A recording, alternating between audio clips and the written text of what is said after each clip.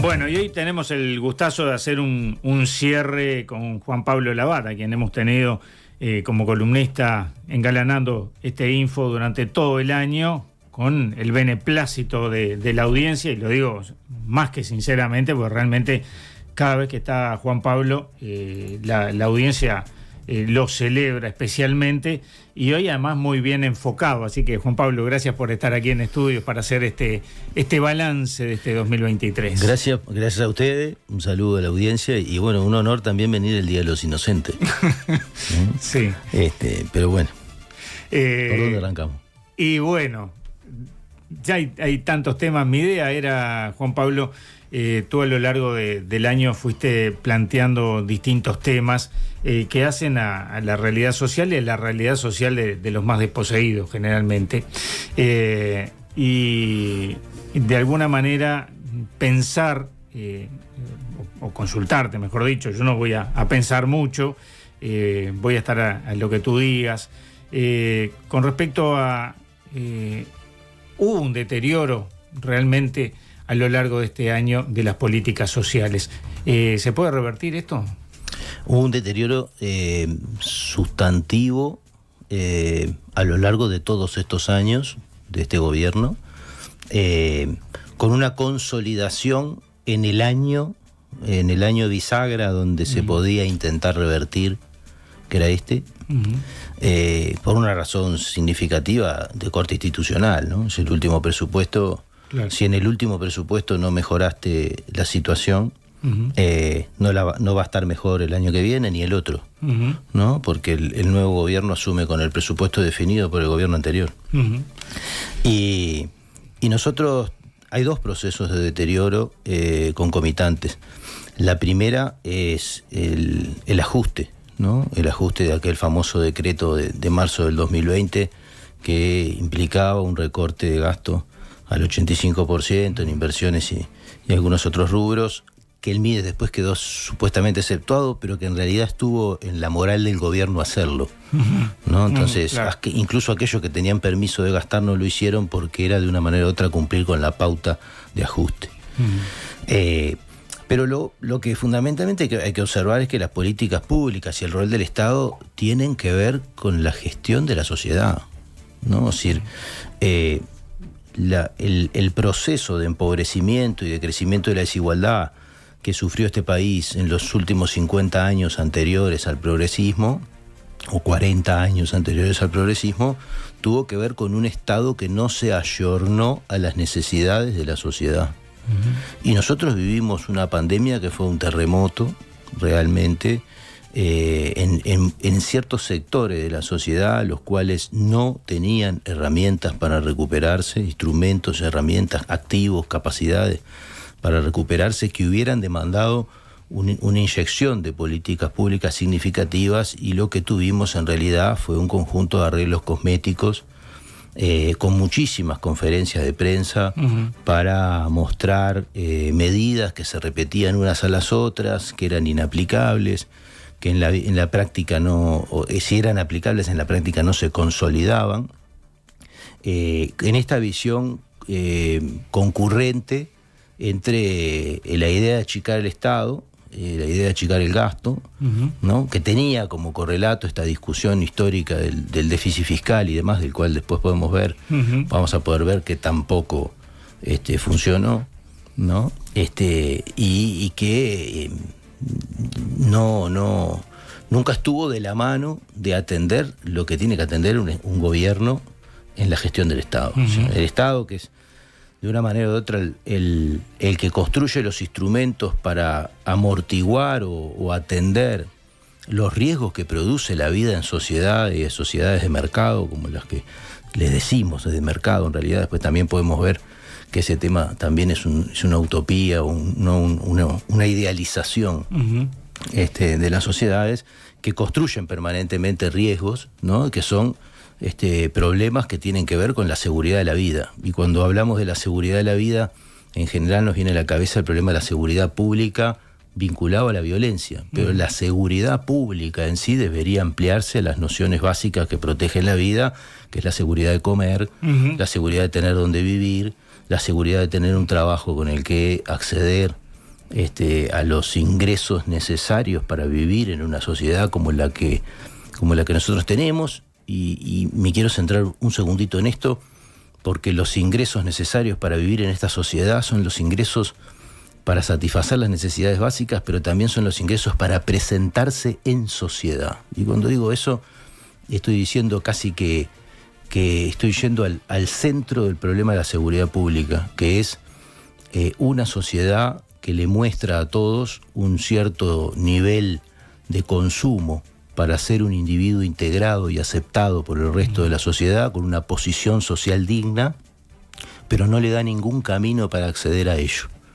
Por lo tanto, esa fábrica de inconsistencia entre lo que yo debería tener para tener el reconocimiento de la sociedad y lo que realmente puedo tener por los medios legales... Tal vez sí le da uno la delincuencia. Es lo que de una manera o de otra hace más de 50 años la sociología americana le llamó la innovación, ¿no? Y decía, aquellos sociólogos americanos explicaban la delincuencia como el camino que utilizaban algunos individuos que, habiendo entendido el mandato social, yo tengo que tener un buen nivel de vida, tengo que tener una buena casa, un buen auto para ser una persona digna, pero no tengo empleo, no tengo de dónde conseguirlo, no tengo...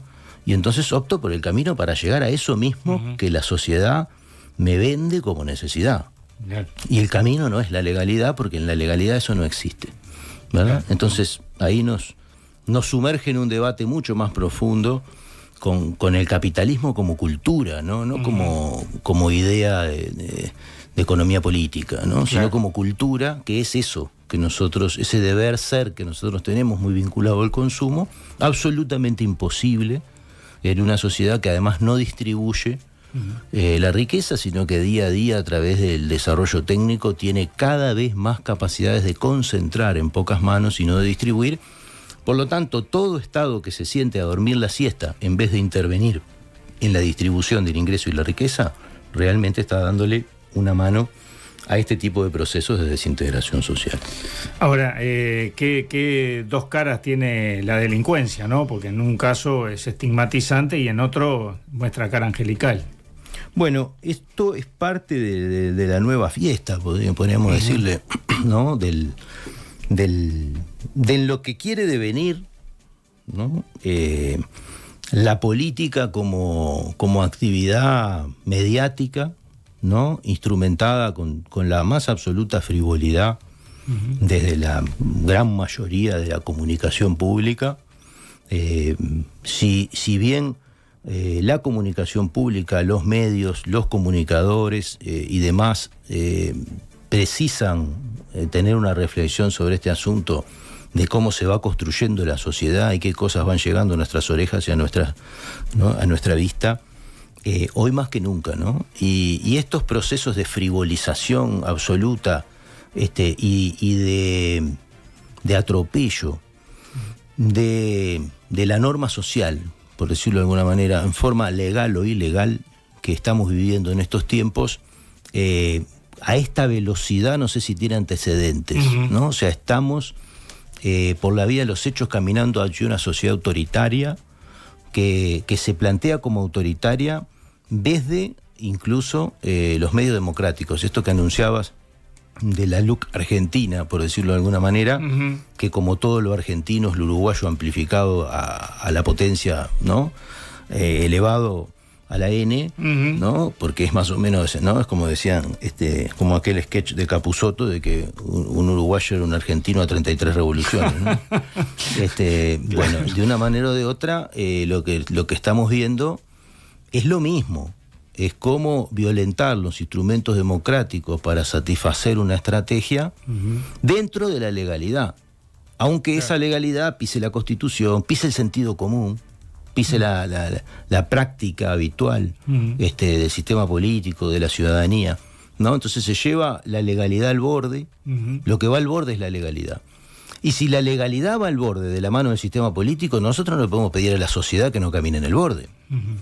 Porque en el fondo la política mediatizada es un escaparate donde se lucen prácticas y formas de hacer y de entender que después la sociedad emula. ¿no? Y esto también podemos irnos más todavía, más atrás, ¿no? A 100 y pico de años, 120 años, de los escritos de Veblen, economista y sociólogo, que planteaba eso, ¿no? Cómo las clases subalternas miran hacia arriba y copian la pauta cultural, que después eso, bueno, ha tenido otras reversiones, ¿no? En la adopción por parte de las clases altas en sus procesos de diferenciación de las pautas de los de abajo, y aparece la cumbia villera y todo otro montón de mezclas, pero que en el fondo siguen teniendo eso, ¿no? El imagen objetivo del individuo común dice, bueno, a ver, si un político sube al poder y en un mes me barre con la Constitución, las leyes, los derechos, el sentido común,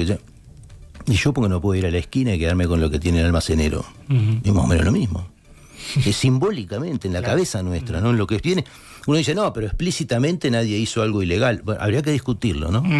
Porque la Constitución ha salido del escenario, por ejemplo, como órgano ordenador, ¿tá? Sí. Y hemos tenido complejidades a nivel de los sistemas de justicia para interpretar estas cosas.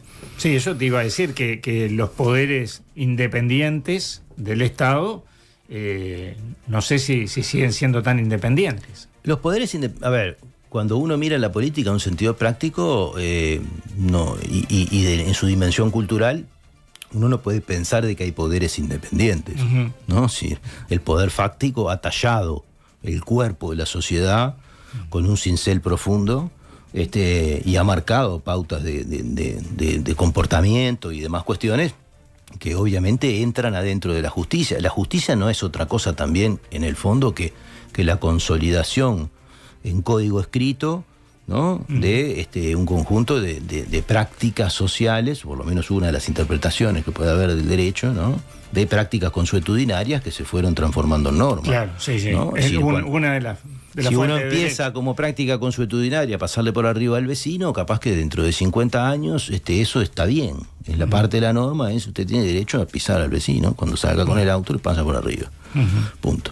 Y uno dice esto, esto que estoy diciendo es bastante más real de lo que parece, ¿no? Y entra entonces este tipo de cosas que vienen de la mano de la saturación de las angustias, de las expresiones de la sociedad, en todas estas leyes asesinas, ¿no? De vaya, mate primero y pregunte después, ¿no?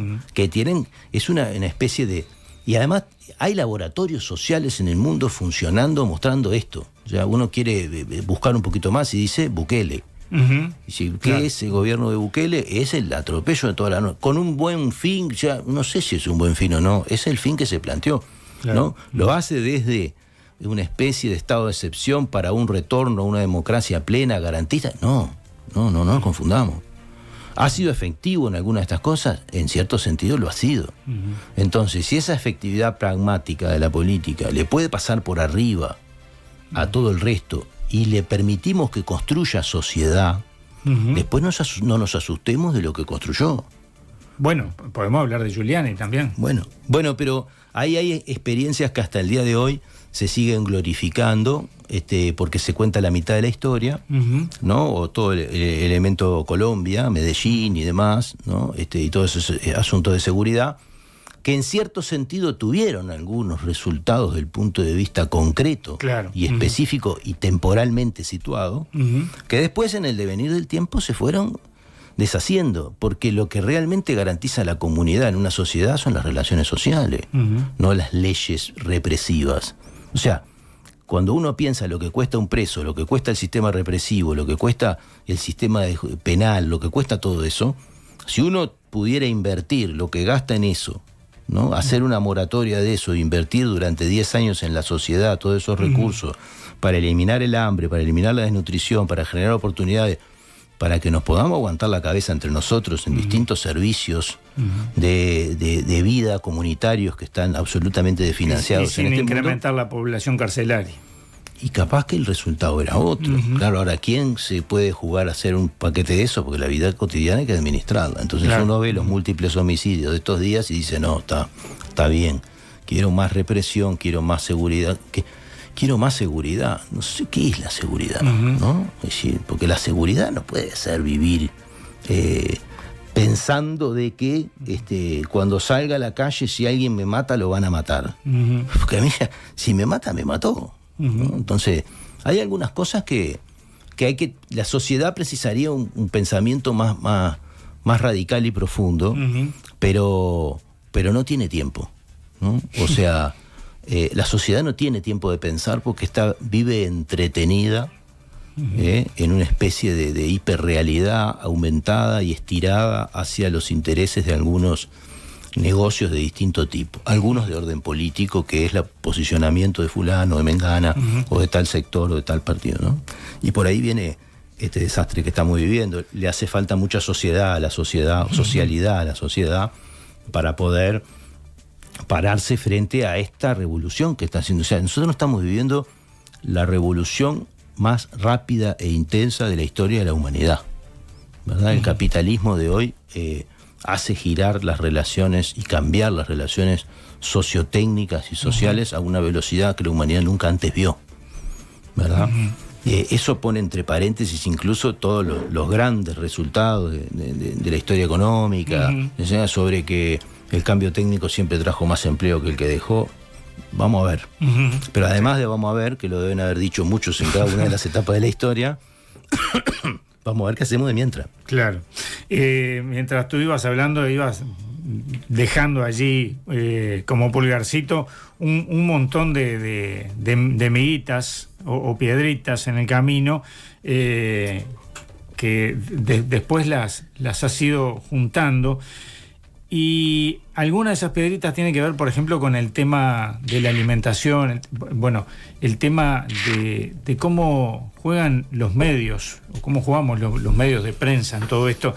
¿Y por qué uno las dos cosas? Porque con la misma fruición, por ejemplo, la coalición de gobierno ha restringido el tema alimentario en las ollas populares, un tema que tú has abordado en más de una ocasión, pero por otro lado ha criticado severamente cuando de pronto un paro en la educación deja sin comedor un día a los niños. O sea, la alimentación sí es importante para los niños, pero parece que se hunde al lado del que se ponga el actor.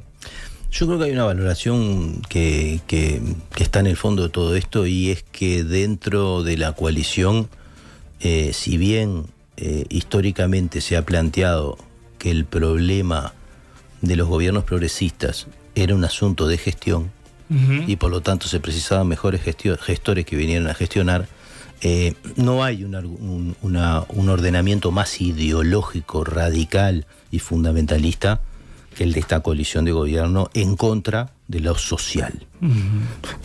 De lo social en el sentido político de la palabra, ¿no? Es decir, atrás de cada una de las medidas que toma el gobierno siempre se ve ese tinte de, y aparte de paso hay que ver cómo romper un sindicato, ver cómo romper una sociedad, romper las relaciones sociales que constituyen para ellos, un riesgo de organización, ¿sí?, de cualquier propuesta antioligárquica. Es decir, cuando gobernamos entre pocos, nos interesa mucho que los demás no se organicen, ¿verdad? Y por ahí viene este doble discurso y esta doble moral pública que plantea, por un lado, estos temas, y por el otro lado la absoluta inacción, porque si a mí me dijeran de que están criticando al sindicato de la educación porque dejó sin comer a los chiquilines un día o una cosa por el estilo, y ellos se preocuparon de solucionarlo, entonces yo diría, acá hay una discusión casi de corte médico, biológico y de asistencia que hay que atender, ¿verdad? Y me sentaría, incluso le diría al sindicato de la educación, vamos a sentarnos a conversar a ver cómo solucionamos esto, que yo sé que se ha discutido mucho, es un tema controversial. Pero esto lo plantean quienes de una manera o de otra han construido instrumentos que matan de hambre a la gente. Han salido a perseguir ollas populares, hasta judicializar a un vecino de un barrio, porque no tenía los certificados de cómo había comprado el arroz. Con esa asimetría de poder, de caer con un ejército de funcionarios del Estado sobre una persona que vive en la absoluta informalidad, a ajusticiarlo por cómo gestionó la olla. ¿sí? Y en algunos casos seguramente haya algún tipo de irregularidad, porque en el precariado generalizado las normas de vida son otras. Y tiene que ver un poco con esto que yo traía al principio, con el arte de sobrevivir. Pero eso de ninguna manera puede ser un juicio al esfuerzo voluntario de la sociedad que mostró ser mucho más capaz que este gobierno al frente del Estado en intentar arrimar un elemento para paliar el hambre de la gente. Yo creo que lo que ha hecho este gobierno en materia de alimentación, de situación de calle, de infancia y de primera infancia es una vergüenza. Pero es una vergüenza desde el punto de vista de la gestión. No, es una vergüenza desde el punto de vista de que nunca implementaron ningún programa de los que dijeron que iban a implementar en forma más o menos eficiente, de que no hay un solo renglón de evaluación externa de nada, de que no hay un dato colgado en la web. O sea, lo que quiero decir es, todo ese discurso del ministro Lema, muy engolado, ¿no? Que incluso a mucha gente de izquierda se lo morfa, es un... hay que leerlo, ¿no? Quien lea una versión taquigráfica del ministro Lema declarando en el Parlamento va a ver páginas y páginas de la nada misma, ¿no? Me hace acuerdo a aquellos bromas que circulaban en la izquierda de cómo armar un discurso que no diga nada, ¿no? Y que empezaba a citar una frase con la otra, no las podía mezclar y cambiar y nunca, no decía nada, ¿no? Claro. Esto es lo mismo. Es la nada misma hecha representación de un histrionismo total y muchas cámaras y mucho apoyo comunicacional para mostrar un ministro elocuente, un ministro sonriente, un ministro duro, ¿no? Porque nosotros lo miramos como qué barbaridad esto de bajarle el salario a la gente y plantear de que los ilegales son los otros, ¿no? Pero eso es parte de una pose que además le habla a un sector de la sociedad. Hay gente de esta sociedad que dice, qué bueno que tenemos un ministro que le baja el sueldo a los funcionarios públicos. ¿No? Uno lo mira desde el punto de vista de los derechos, porque está preocupado por eso, pero él le está hablando a otro. Cuando vinieron por mí ya era tarde. Bueno, lo que pasa que ahí está, cuando uno se siente parte de las fuerzas de seguridad, siente que nunca van a venir por él, ¿verdad? Lo cierto es que igual, cuando uno sale a recorrer el país, encuentra que han engañado a un pueblo, incluso a una enorme cantidad de gente que les... Así como en algún momento nos prestó el voto a nosotros, les prestó el voto a ellos.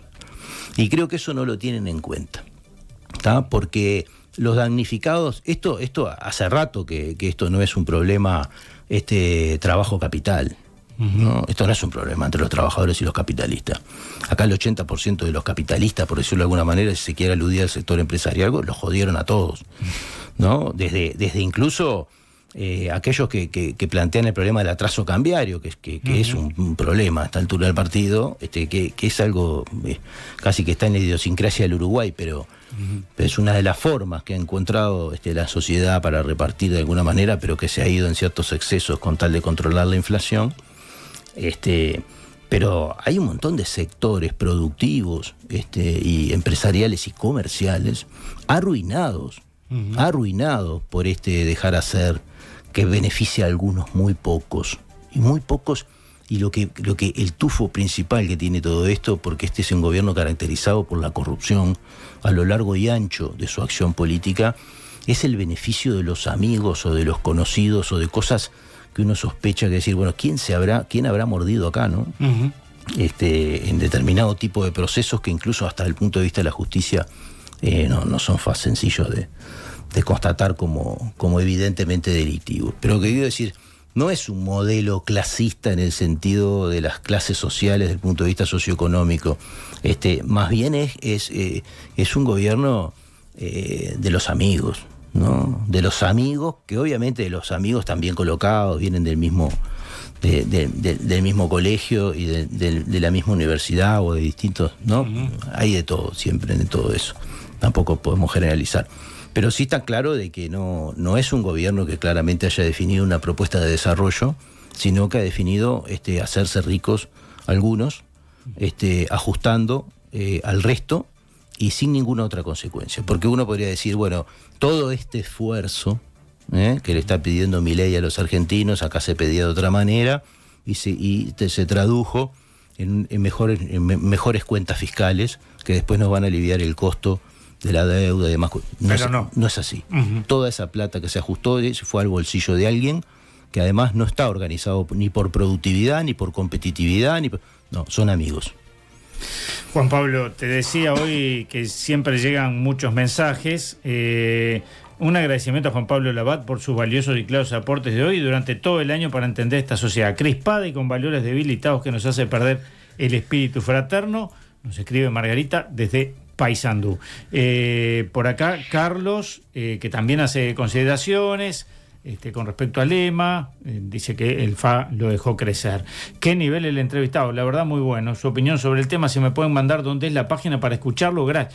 Bueno, m24.com.uy, pero ya lo vamos a hacer llegar además también a través de las redes sociales. Desde Paso de la Durana, Julio César también te manda saludos. Muy claro y excelente el informe de Labat. Gracias por todo, felicitaciones, dice Ana de la Paz. Miriam Guerrero, felicidades.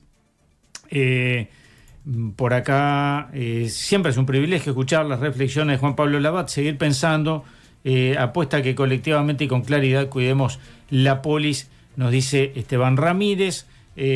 Por acá, bueno, un mensaje extensísimo, María de la Costa, que no podemos, gracias por traernos a Labat, nos dice Olga de Trinidad, lo esperamos el año que viene.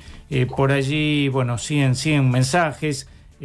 Rosario, a cada uno de los columnistas, un gracias enorme. Labat, claro, humanista, solidario, tan comprometido. Gracias, un gracias largo. Algunos de los mensajes bueno, gracias Juan Pablo por ser la opinión al mentón de la política y sociedad que vivimos hoy. Nos dice el Pelao, el Tenebrio, siempre aclarando sus panelistas, dice Marta Canillita, les deseo lo mejor. Bueno, y también agradece la columna, en fin.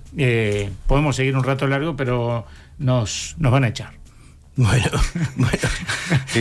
Y así mantenemos el espacio. Gracias a vos, bueno, gracias a Liber que ha estado ahí y que nos permite conversar. Y bueno, un saludo a toda la audiencia. Los compañeros y compañeras de Alejandro, Ana y a Mica, que desde el MOP también posibilitan que la audiencia pueda ver. Y esperemos que el año que viene nos traiga un año que nos limpie un poco de corrupción, de esta visión rastrera de la política que se está estrenando en estas latitudes, ¿no? Y que nos traiga un proyecto distinto. Capaz que depende mucho de nosotros, ¿no? Pero sin duda que sí, ¿no? Ojalá que nos traiga. Muchísimas gracias por todo este ciclo y por este cierre. Gracias a usted.